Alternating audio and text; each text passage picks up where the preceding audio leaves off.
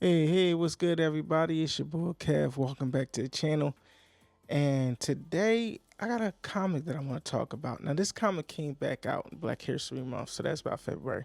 So, the time of this recording, we are approaching the end of June. So, we're about 4 months behind on it, but I still want to talk about it. I haven't searched YouTube to see if anybody else is talking about it. Quite frankly, what their opinions aren't the same as my opinion, and my opinion is on the Jar Jar Binks comic. Now, this is the variant cover of it, where it has pretty much all the African American characters that are in the Star Wars universe, and over here in the corner, over here somewhere in the corner, it is, you can tell like somebody is there, but it's like blocked off. Hopefully, I'll have a more better image popped up. Now, this is in a showcase cover, one of the covers where you can get from comic book stores or Amazon, Walmart, whoever sells them. And pretty much what it is, you just put the comic book inside one of these and you hang them up on the wall. Showcase. Just in case anybody's ever looking for it.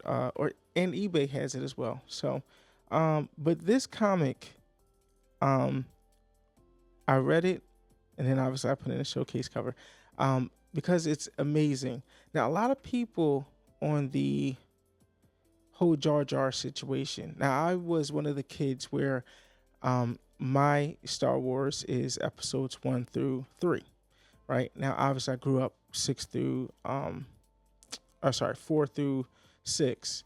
But those are, more so my parents' era. My era is episodes 1 through 6, and I love and respect the original. Don't get me wrong. I love and respect it. But this is my era. And what always bothered me, how fans always attacked the actor for Anakin, young Anakin, which I thought he was a great character, a great actor. And the actor that played Jar Jar Binks. A lot of people didn't like Jar Jar Binks. My mom didn't like Jar Jar Binks. She felt as though he was playing pretty much a clown, as far as like a Misa, yes sir, like how he talked was pretty much of an era where kind of disrespectful. Now, I can't speak for George Lucas, but I doubt that in his mind when he came up with the character Jar Jar Binks that it was ever that. Matter of fact, I want to say Ahmed Best, and brother, if I got your name wrong, I'm sorry, but he was the one. George Lucas said, "Yeah, come up with whatever you got," and Ahmed Best said in an interview, he was just playing the character as he would in front of his nieces and nephews and little cousins. He said he has a big family, and he would go over there, and that's just how he talked, and they made the little kids laugh. And so he said, well, he asked George, he said, George, would it be okay if I did this? This is what made my younger family members crack up. And George was like, yeah, go ahead. And for me, as a 9-year-old watching Phantom Menace, Jar Jar Binks was the comedy relief. We had R2-D2 and C-3PO for the original. Who do we have for the prequel? And I felt as though for the first movie was Jar Jar Binks, and the feedback got back to George, I'm assuming, and you had lesser and lesser roles for Jar Jar. Like, he was still in the second movie, he was still in the third movie, and then you start to see him kind of shine a little bit more in the Clone Wars series. But me, and I'm sure other fans of my age will agree that Jar Jar Binks was one of the highlights of Star Wars episodes 1 through 3, because he was the comedy relief. I mean, like, if you seriously sit back and think about that movie when you watch it, take him out. Now, I know a lot of you going to be like, yeah, take him out.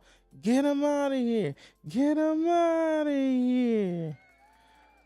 Don't do that. Don't be disrespectful like that. But take him out and watch the movie. all you have is seriousness and lightsaber battle. You don't laugh. Qui-Gon and Obi-Wan was so serious. The whole movie was serious. If you take Jar Jar Binks out, the whole movie is serious. I mean, it's a serious movie, and then you add Jar Jar Binks in for somebody who is a kid watching it, who is not gonna get the politics of it all, or nor care for it. The only excitement that we're waiting for is the lightsaber battle. So before we even get to that, we got a whole lot talking this, we gotta talking that, we got talking that. That's boring.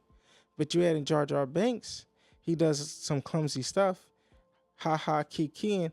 You got the young generation laughing, and it worked. So I'm at best. I'm one of a million people that watched you, and thank you, sir. I'm giving you your flowers. Now, this comic he had a part of. I'm taking out the cover, so don't worry, guys. Like, oh, you're gonna get grease? It already got grease on it because I read it. This is the only one that I saw in my comic book store, and I believe he had a part in this, right, in this comic. Now, a lot of people say that Jar Jar Binks, they want him to be a Sith Lord. I never really agreed with Jar Jar Binks being secretly a Sith Lord because that contradicts the rule of two for the Sith of a master and an apprentice. No more, no less. That's what Yoda said. That's what we're going off of. So to say, oh, well, we want him to be a Sith Lord because we didn't like his character. Oh, I didn't appreciate that. I didn't want to go with that. And later on, the character Ahmed Best came in The Mandalorian, which is I want to say season 2. I think when Ahsoka was in it, and later on we got Luke to come grab Yoda or Grogu, and they showed Master Beck, saving him, and everybody, oh my God, that's the character who played Jar Jar Binks in the original movie. He came back, he redeemed his role. Did he? Like, for those who disrespected that character or didn't like that character, you felt as though he redeemed himself. For others, it was great to see him in a movie or in the show and getting the love and respect that he deserves to get. You know what I'm saying? So anyway, they wrote I'm pretty sure he had a part in writing this comic. And the reason why I even mention all this with this comic is because you have the actor pretty much within itself, Master Beck and Jar Jar Binks, played by the same actor. And if I'm not mistaken, he had a part in writing this, or let's see, we got writers Ahmed Best and Mark Google. I'm sorry, I'm not gonna mess up your name, but Mark G. But Ahmed Best is the one that also wrote it. Hopefully you see it. And so technically 3 characters in one comic book. The guy who played both Jar Jar Binks and Master Beck. I thought that's pretty awesome. But what stood out to me in this comic, which if we're gonna say he redeemed himself at all, which I don't think there was a need to do it, but if we're gonna say he redeemed himself, I'm gonna say this is the style that is done. And so we pick up with Jar Jar flying into space, and he is trying to get to a planet. Now, I'm not good with names, especially names that are made up, but the planet that he's going to is, now I'm gonna spell it, Urubai. So with my American English, as best as I know how to pronounce words, is Urabai. That's the best way I'm gonna say it. So I'm gonna say Urabai. If it's wrong, obviously let me know in the comment section down below. But he's en route to Urabai because he was asked to come there by Master Beck. He gets to the planet. He meets a scoundrel who's trying to, just do shenanigan stuff. And Master Beck comes to save him, and he's thankful. Jar Jar is thankful that he was saved, and now he's asking Master Beck, "Hey, so why am I here?" And so Master Beck said, "Oh well, we have a problem, and the problem is that this planet is being taken. What's being used on this planet is they're mining it, and they're trying to get the correxium. Correxium. I'm also not good with pronouncing that, but hopefully y'all understand what I'm saying. But that's what they're trying to get. But it's too much. They're getting too much, and what they realized is, hey, they're taking so much that literally they can start or build more stuff. Now, obviously, this is taking place still during the Clone Wars, right? The war is still happening between the clones and the droids, the Separatists and the Republic. It's still happening. So much mining is being done to this planet for the Cruxium that it's destroying the planet to the point where if they keep going, it's going to wind up being like Superman's planet. It's just going to just blow up and be destroyed. And the people that are working on this planet, they call it the Unseen, because that's the title of this comic. It's Jar Jar the Unseen. And these people, the miners, are being unseen, pretty much being slaves, right? So they're getting so much that it looks like they can keep the Clone Wars going on and on. But we, as fans, know secretly that this is the beginning of the Galactic Empire. So, Master Beck is trying to get Jar Jar to go back to Coruscant to ask them to, hey, slow it down on this planet and treat the miners with some respect. Now, in hindsight, we already know how that's going to end. We're trying to build an empire. We already know Palpatine's end game is build his galactic empire, and he don't care who's doing it. Get it done. If you die, you die. If you live, you get to live another day to continue to build my empire. Now, there's a person on this planet that they need to save, and the person is somebody that we know if you've seen Rebels, and her name is not good with the name, but we'll just say Bridges. Before she's Bridges, but they are. So it says, but we recently discovered a new one, a potential galaxy changer. We've been calling them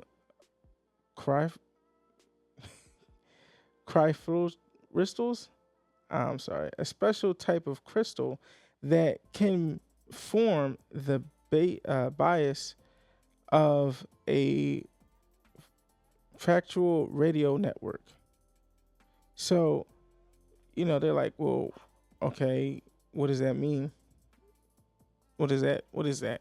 And so maybe we can ask her and get her to tell us what this is. And so they go there to meet her, and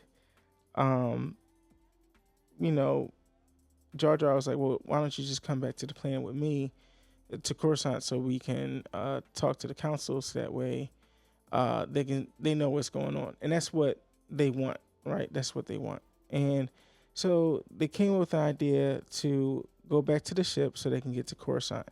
On their way there, they're being fired upon by bounty hunters, Rum Sleg and Aurora Singh. Now, we know Aurora. We've seen her before. She's been with Count Bane. And if it's not seen here, I'll definitely have more images. But we know her, right? And they're firing on them because they don't want Miss Bridges to get to Coruscant because of this network. Now, the plan fails. They go through a whole shooting, firing type battle. They still manage to get on the ship. They're en route to Coruscant. More shenanigans happen because Singh got onto the ship but is overran, obviously taken over because Master Beck is a Jedi, and she's just a not talented bounty hunter. And so, all in all, Jar Jar and his shenanigans is the one that flies the ship and evades the other ship that's firing upon him. I think he destroys it by moving, flying around, which is another callback to a lot of people thinking that, Jar Jar is just pretending to be stupid. And that's why they think he's a Sith Lord. But I think his clumsiness just works in a way that it needs to work. I don't think he's force sensitive. But Jar Jar and his shenanigans saves pretty much everybody that's on the ship, which is funny. It's a great read. You guys will love it. Now, they get to Coruscant, and her name is Mariah, yeah, Mira, Myra Bridgers. And when I saw that, like, because they just said Myra, and so then when they got to the point where they say her name, I was like, Bridgers, but is that Ezra Bridger? Mom? That's his mom? I was hyped. She gets to the planet. They got to Coruscant to then get her off that planet to go to another planet. And we all know what planet it's going to be. Now they want her to continue on building and working with this crystal, so that way they can have just like a backup network. So that way, just in case what they think is going on with Palpatine can, there's something to fight against it. And, a lot of people still blame at this point, like the war is still going on, but they still kind of blame, Jar Jar, and Jar Jar's like, look, man, like, I know I messed up, but like, come on. And I did a short on this. Is it really his fault? Because he suggested it, but it still took the council, right? All the other senates to approve of it in order to make him, so, I mean, who's really blame? Anyway, Jar Jar is having a conversation with Palpatine, and he's like, look, Pops, there's stuff going on this planet. If we mine too much on the planet, it's going to be destroyed. And what good is that to us? Because the war is going on. What good is that if the planet is destroyed? We don't want to destroy planets while we're fighting this war as best as possible. And then we got these miners who are working to the bone on endless time just to make this a thing, make it possible. So, Palpatine's like, okay, you're right.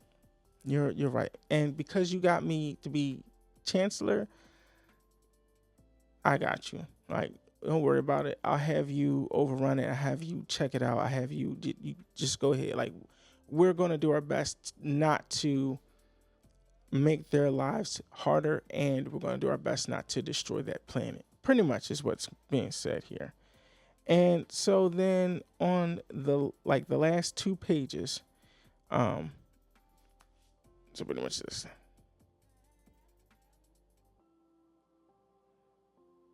If you can see all that. Now on the last 2 pages, this conversation, I like to believe that if we're going to say we're redeeming Jar Jar Binks or Ahmed Best, really, if we're going to redeem Ahmed Best, and if we're going to redeem the character Jar Jar Binks, it's these last 2 pages. Because now, mind you, this is why my mom doesn't like Jar Jar Binks. He says, Yusa were right. Misa unseen, just liking the unseen on Uriba. Sometimes Yusa have to remember where Yusa been to see where Yusa going, and Misa see now. So Master Beck is like, I don't follow Jar Jar.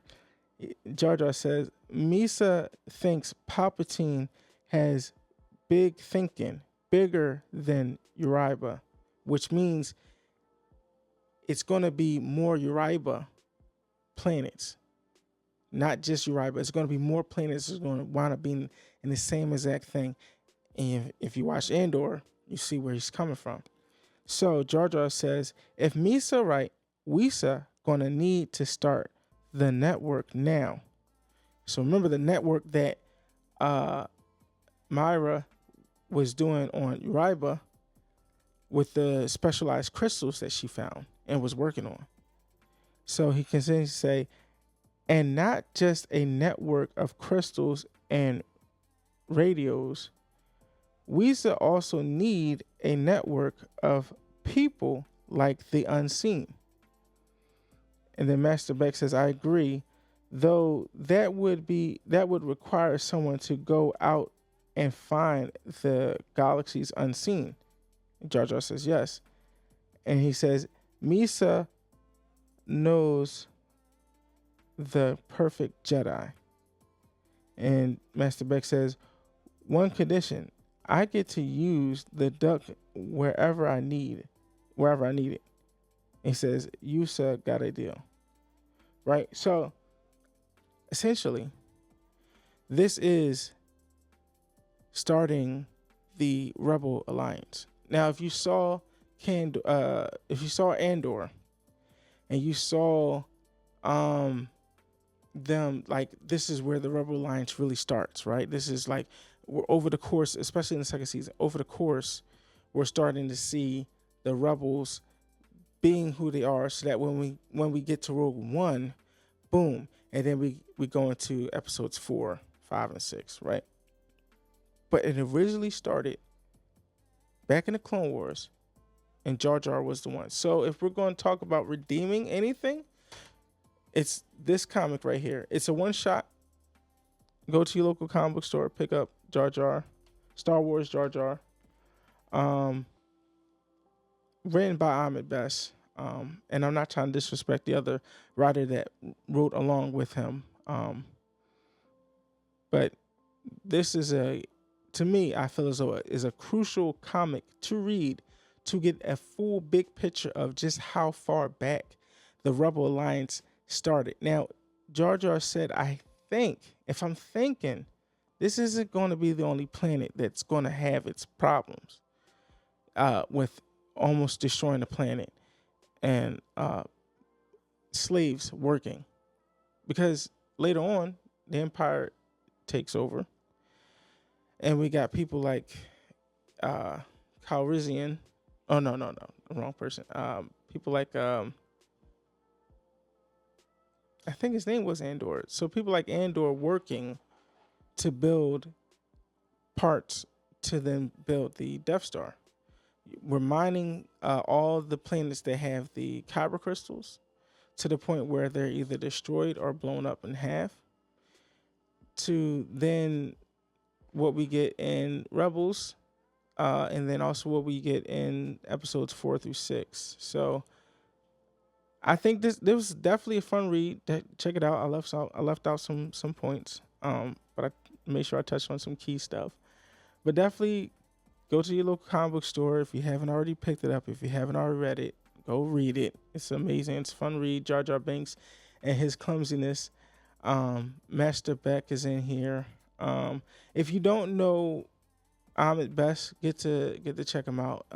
Master Beck is from one of the TV shows that he is like a one of those game type shows, Star Wars related, that little kids were able to get on, little Padawans, and they had to do some tasks. It kind of reminds me of the Nickelodeon. Now, obviously, look, if I knew the name of it, but I remember watching like reruns of it where they would do different tasks, and it's like a mine, like a not Asgard. What is it called? Like a mine, the Aztecs.